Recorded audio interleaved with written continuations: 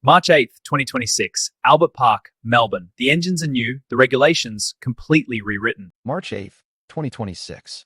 Albert Park, Melbourne. The air is humid. The engines are new. The regulations completely rewritten. And in exactly one afternoon, everything we thought we knew about Formula One was torn apart and rebuilt from scratch. This wasn't just a race. This was the first answer to the biggest question in motorsport. Who is the new king of the paddock? And the answer was nothing like anyone expected. Could the 2026 era already have a dominant force, just one race in? And is Formula One's most exciting new regulation also its most dangerous problem? The chaos didn't wait for the race to start. It started on the formation lap. Because while Ferrari had spent the entire winter quietly solving one very specific problem, the first 10 seconds of a Grand Prix, Mercedes had been working on something completely different. And when those red lights went out, the difference was immediate. Charles Leclerc launched from fourth on the grid. Fourth.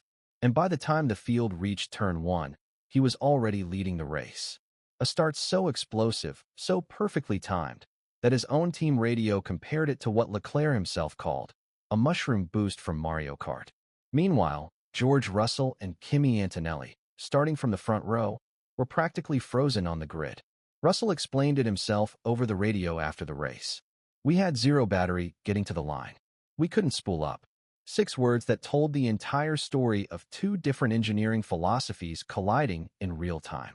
Ferrari had prioritized instantaneous power output, that brutal, violent launch energy in the first 10 seconds. Mercedes had prioritized something else entirely.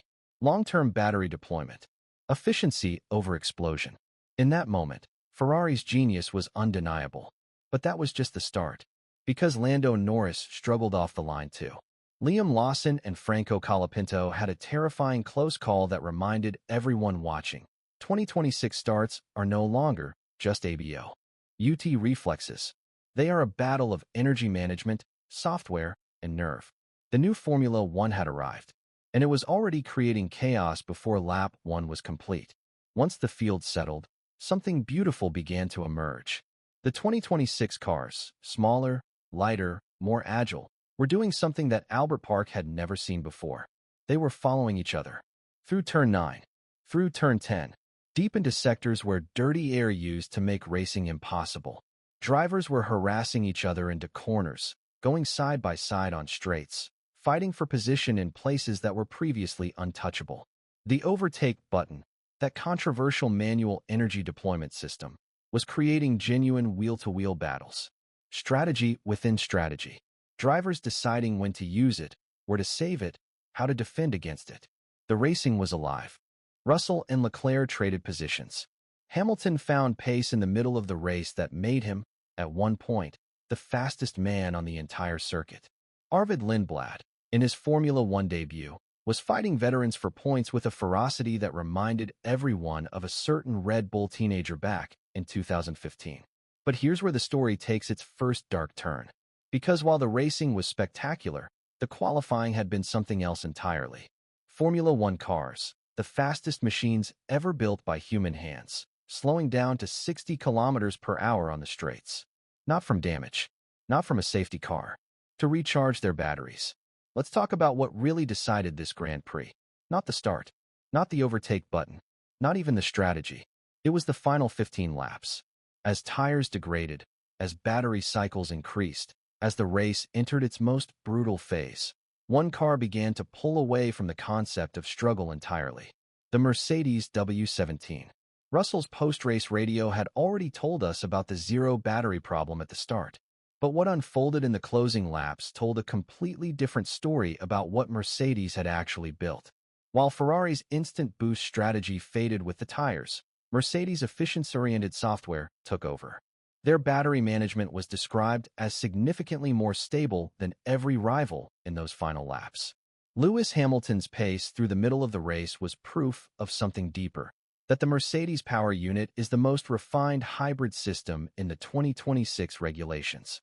And it wasn't just the engine. A new camber angle on the front wing. A strapless design that minimized drag on the straights. Every single detail of the W17 built around one philosophy. Efficiency over everything. Ferrari had the start. Ferrari had the raw speed. Ferrari had Leclerc leading on lap 1. And then Ferrari's pit wall made a decision that will haunt them for months. Under the virtual safety car, the perfect window, he gift that racing gods occasionally offer, Ferrari failed to pit both cars. A double stack that would have covered both drivers, protected their tires, and potentially rewritten the entire result. They hesitated, and Mercedes took the victory that Ferrari had earned. Here's what Melbourne just told us about 2026. First consequence, the midfield is on fire. Audi scored points. Alpine scored points. Oliver Bearman delivered a mature, controlled performance. Fernando Alonso, in the Honda-powered Aston Martin, executed a ruthless first-lap overtake that proved experience still matters in any regulation. The midfield hierarchy in 2026 is fragile. Anyone can score. Anyone can surprise. Second consequence, Red Bull has a problem. Max Verstappen delivered an overtaking masterclass from the back of the grid. The talent was undeniable. But in the final stint, Verstappen fell away from the leading pace. And it became clear that the Red Bull hasn't yet fully harmonized its aerodynamics with the complex 2026 flow structures. The fastest driver in the world right now doesn't have the fastest car. Third consequence, qualifying is broken. F1 cars slowing to 60 kilometers per hour on the straights to recharge batteries isn't a quirk or a growing pain. It is an image crisis. 4 new fans watching Formula One for the first time in 2026. A sport they were told is the pinnacle of speed. Watching cars crawl on straights is genuinely damaging. The FIA must act before tracks like Monza and Spa turn those slowdown scenes into something far more dangerous than embarrassing. Scenario 1. Mercedes' battery efficiency is the structural advantage of this era. Russell and Hamilton dominate.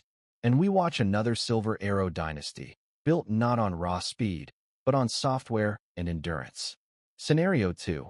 Ferrari solves its strategic paralysis. Leclerc's launch genius combined with a pit wall that finally makes the right call at the right moment. The Scuderia reclaims what they lost in Melbourne, and this becomes the closest title fight in a generation. Scenario 3. The FIA fixes qualifying. The slowdown scenes disappear. The 2026 regulations finally show their true face, and what emerges is the most competitive, most unpredictable, most breathtaking season Formula One has ever produced. Has Mercedes already found the key to the 2026 championship? Or is Ferrari just one strategy call away from taking everything back? Can the FIA fix the qualifying crisis before it becomes a safety disaster at a high-speed circuit?